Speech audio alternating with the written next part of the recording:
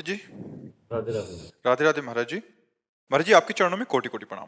महाराज जी, जो हमारे पूर्व जन्म के प्रारब्ध के कारण हमें इस जन्म में अच्छे या बुरे भोग भोगने होते हैं, उन्हें इस जन्म में भोगते हुए हमें स्मरण क्यों नहीं हो पाता कि कौन से अच्छे या बुरे कर्मों का फल हमें मिल रहा है, ताकि हम उन भोगों को भोगते हुए माया विस्मृत कर देती है, माया विस्मृत कर देती है। जैसे 9 महीना माँ के गर्भ में रहे, 1 सेकंड की भी याद नहीं रहे। तो इसी जन्म में, पूर्व जन्म की तो छोड़ो, इसी जन्म में हम माँ के गर्भ में 9 महीने रहे और हमें 9 सेकंड का विज्ञान नहीं कि किस स्थिति में हम थे गर्भ में। इसके बाद परसों आपने दोपहर में क्या खाया था?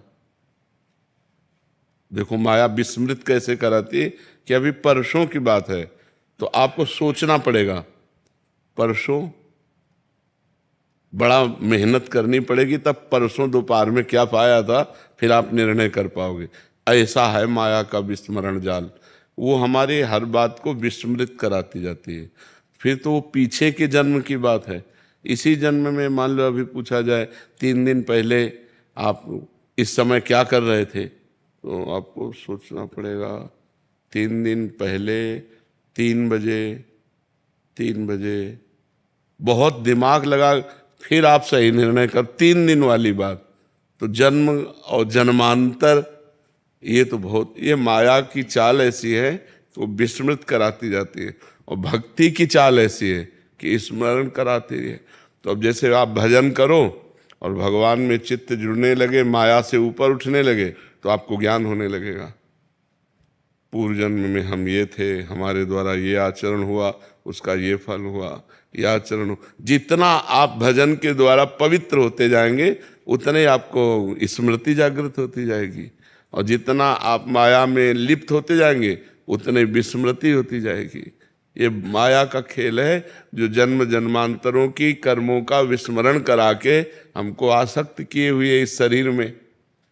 ये भी शरीर छूटेगा, बहुत शरीर छोड़ दिए, ये भी शरीर छूटेगा, पर ऐसा नहीं लगता कि ये छूटेगा। नहीं, मरना है, दूसरों को देखते हैं मरते हुए, लेकिन अपने ऊपर नहीं आता कि हम भी मरेंगे, हमारा भी सब छूट जाएगा। तो हम ऐसी कमाई कर लें जिससे हम परलोक में आनंद उठावें। तो जिसको ये ज्ञान हो जाता है वो भजन में लग जाता है, पाप कर्म का त्याग कर देता है, अच्छे कर्म करने लगता है। तो ये माया भगवती हैं जो विस्मरण कराए हुए। दैवी हेषा गुणमयी, जो त्रिगुणमयी माया है, दुरत्यया, ये तरने में नहीं आती, बहुत कठिन है। जो भगवान की शरण में हो गया और भगवान का नाम जप करने लगा, वही पार हो जाता है। तो माया के कारण हमारा स्मरण ढक गया है, इसीलिए हमको ज्ञान नहीं होता कि किस कर्म का ये दुख मिल रहा है और किस कर्म का ये सुख मिल रहा है। ये ज्ञान इसीलिए नहीं हो पा रहा। अगर आप खूब भजन करें तो फिर पता चलने लगता है आप कौन हैं, क्या हैं, क्या थे, क्या नहीं। अपना तो चल ही जाता है, दूसरों को पता चल जाता है, पर अगर ये सब जानना शुरू कर दे तो फिर भगवान की प्राप्ति नहीं होती। भगवान की प्राप्ति के लिए ये सिद्धियां भी छोड़नी होती। ये सिद्धियां हैं, लाख कोष से कौन व्यक्ति क्या संकल्प करके चल रहा है, तुम क्या सोच करके आए हो, तुम्हारा नाम क्या है, तुम्हारे मन में क्या चल रहा है। कई रूप बना लेना, कई जगह एक ही समय में उपस्थित हो जाना, आकाशचारी दिव्य महापुरुषों से बात करना, ये सब सिद्धियां हैं। अगर इनको स्वीकार कर ले तो भगवान की प्राप्ति नहीं होती। इसलिए जितने भगवान के प्राप्त करने वाले हैं वो सब बिल्कुल दैन्य रहते, पिट जाते हैं, लेकिन कोई अपनी तपस्या का प्रयोग नहीं करते।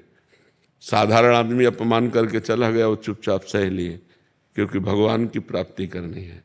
बड़े भूमा पुरुष भगवान की प्राप्ति के लिए ये सब सहना होता है। तो माया भगवती का कार्य है विस्मरण करा देना। समझ पा रहे हैं आप जी?